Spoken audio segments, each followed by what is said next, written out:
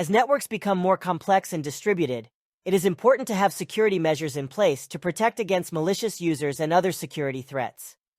One such measure is DHCP Snooping, a network security feature that prevents unauthorized DHCP servers from assigning IP addresses to network devices.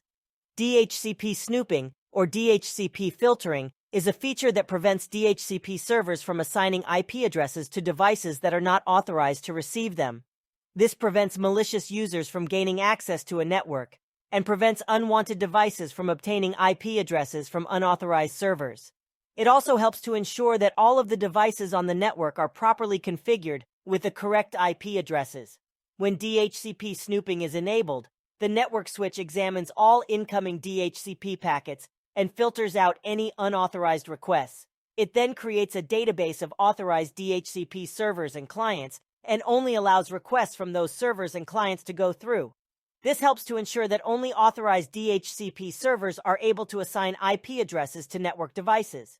In addition to providing security, DHCP snooping also helps to improve network performance.